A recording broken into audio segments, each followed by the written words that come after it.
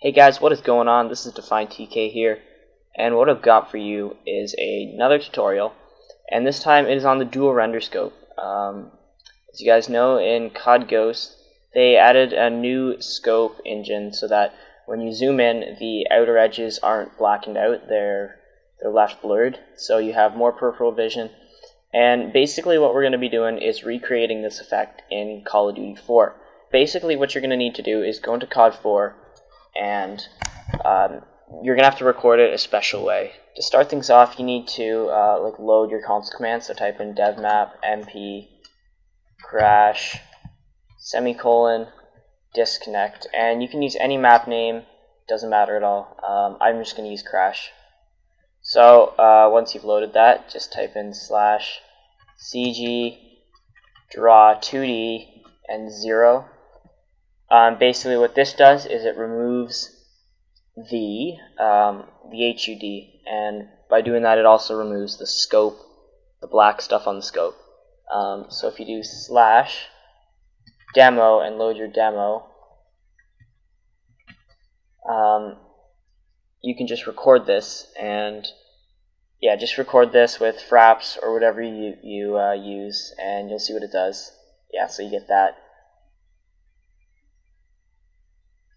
Alright, so now just type in /cg FOV min and set the minimum field of view to 65 if your field of view is 65, but mine is 80, so I'm just going to set it to 80, and then /demo, whatever your demo is called, and then record this one too, and you're going to need to record both of these, so you have two different recordings, and you'll see what this one does.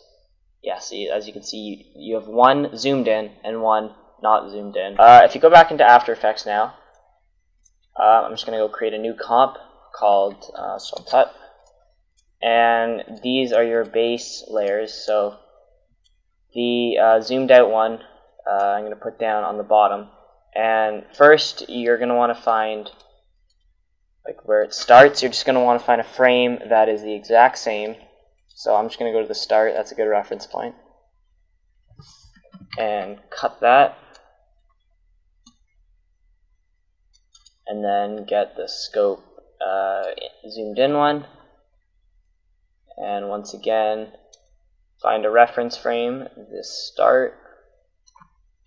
You can use page up and page down to skip frames by one. So as you can see here, it should be more or less laid on top of each other, so as you can see right there, it's pretty good. So just go to the frame when it zooms in, and then cut it there, and then move to when it zooms out, and cut it there.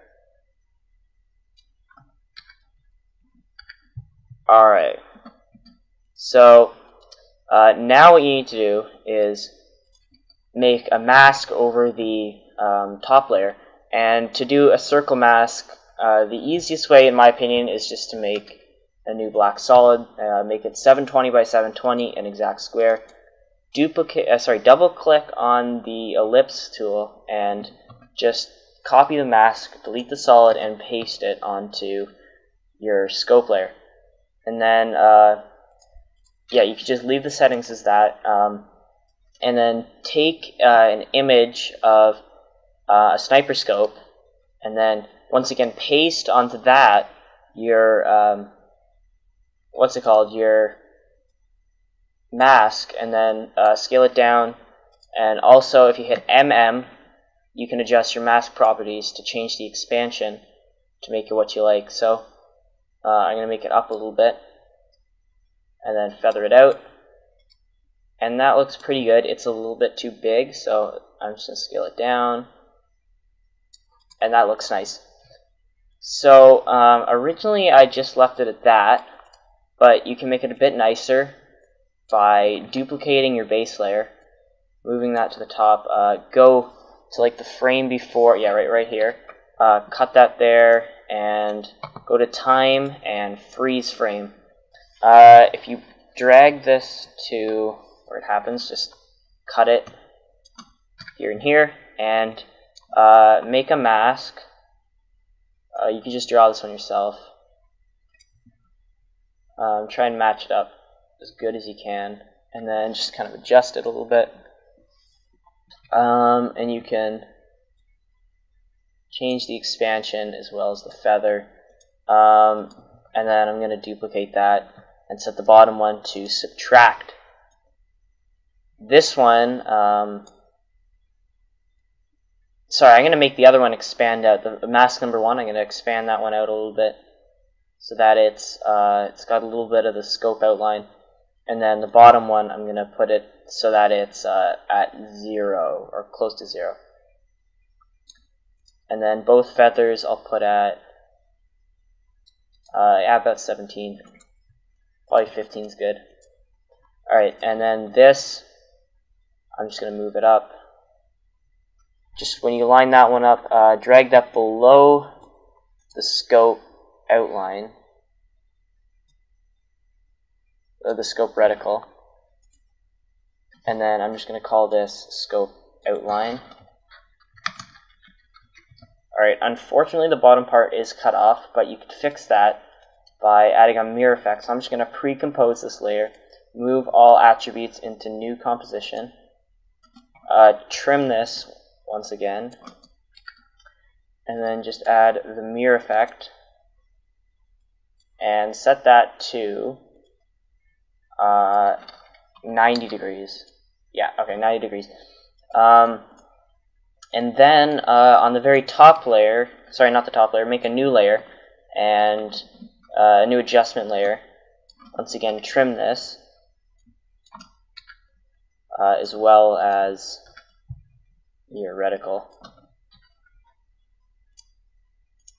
And then I'm going to add MVL looks. And then I'm going to add chromatic aberration, and you can just bump up the red cyan and just play with this to get what you want. That kind of cyan blue kind of color looks nice, as well as the red. And then I'm going to also add a radial blur, sorry, CC radial blur. And I'm going to add that to the adjustment layer, change it to fading zoom, and bump that up a little bit. And now I'm going to take the mask from the reticle and paste that on the adjustment layer. And then duplicate it, and once again, like I did for the outline, just change that to subtract, and then change the mask expansion down, bring that down. Alright, so you get this kind of like that distorting ring on the edges of your edges of your scope. You can just mess with this if it's too much.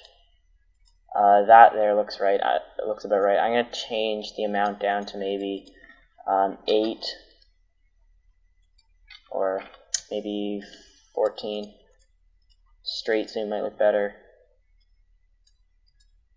Alright, that there looks pretty good. Last thing is I'm just going to add a quick lens blur and put that on the bottom layer. And then just keyframe this from 5 to 0 to 5, and then from 5, I'm actually going to change 5 to 10, and then change that back to 0. Once again, I'm going to change this one back to 10 too. And then, I think that's pretty good. I'm just going to check repeat edge pixels. And yeah, that's basically the effect. Alright guys, so I hope you guys enjoyed that. That's basically it for the effect. I'm going to do a quick RAM preview so we can see what we got. As you can see, that looks pretty nice. To be honest, I think that even looks better than Ghosts.